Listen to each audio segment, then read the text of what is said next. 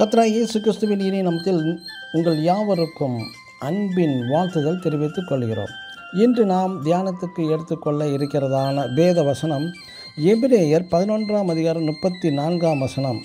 பலவீனத்தில் பலம் கொண்டார்கள். ஆமென்.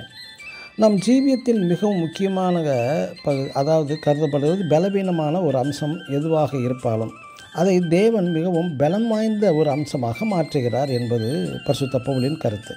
உதாரணமாக, நமது சரீரத்தில் ஏதாவது ஒரு பகுதியில் எலும்பு முறிவு ஏற்பட்டால் அதன் பிறகு அந்த முறிவடைந்த அந்த எலும்பு பகுதி ஒன்றாக இசைத்த பின்னர் எலும்பு முறிவு ஏற்பட்டதான அந்த பகுதிகளை காட்டிலும் பலம் உள்ளதாக மாற்றப்படும் என்று அடுத்த முறை அதே பகுதியில் தாக்குதல் ஏற்பட்டால் அந்த முறிவு ஏற்பட்டதான பகுதி மிகவும் பலம் உள்ளதாக இருப்பதாக அதே இடத்தில் எலும்பு முறிவு ஏற்படாமல் இருக்கும் என்பது மருத்துவ ஆய்வுகளின் கருத்து.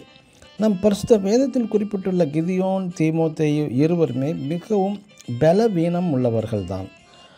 ஆனால் நாளடைவில் போக போக தேவனுடைய கிருபை அவர்களை மிகவும் பலம் வாய்ந்தவர்களாக மாற்றிவிட்டது. பயந்த சுபாவத்துடன் ஒளிந்து வாழ்ந்ததான கிதியோன் பராக்கிரமசாலியாக கிபியோனாக மாறிவிட்டான். அதேபோல் தீமோத்தேயுவும் பயம் நிறைந்தவன். பிற்காலங்களில் தேவனுக்காக வைராக்கியமாக ஊழியம் செய்யும் ஒரு தேவ ஊழியனாகவும் மாறிவிட்டான். அது மட்டுமல்ல, நம் பரிசுத்த பேதுரு இயேசுவோடு சீசரில் ஒருவனாக இருந்தபோது இயேசுவின் அநேக நற்குணங்களை பெற்ற போதும் கூட பிரச்சனைகளை கண்டு பயந்து இயேசு கிறிஸ்துவை அதை மறுதலிக்கவும் சத்தியம் பண்ணவும் சபிக்கவும் செய்த மனிதன். ஆனால் பிற்காலங்களில் கிறிஸ்துவின் அபிஷேகம் பரிசுத்த ஆவியை பெற்ற பிறகு ஒரே பிரசங்கத்தில் 3000 பேரையும் ரட்சிப்படையவும் கிறிஸ்துவுக்காக இரத்த சாட்சியாய் மரிக்கவும் பரிசுத்த வேதம் சொல்லுகிறது, நமக்கு அறிவுறுத்துகிறது.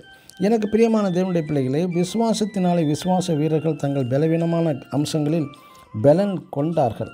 கிதியோன், பேதுரு, தீமோத்தேயு போன்றவர்கள் இருந்ததான பலவீனங்களை மாற்றிய தேவன் தாமே உங்கள் தேவனாகவும் இருக்கிறார் என்பதில் சந்தேகமே இல்லை. உங்கள் ஜீவியத்திலும் பலவீனமானவர்களை தேவ கிருபையினால் தேவனுடைய பரிசுத்த அபிஷேகத்தினால் பலன் கொண்டவர்களாக மாற்ற தேவன் தாமே கிருபை புரிவாராக. ஆமென். God bless you.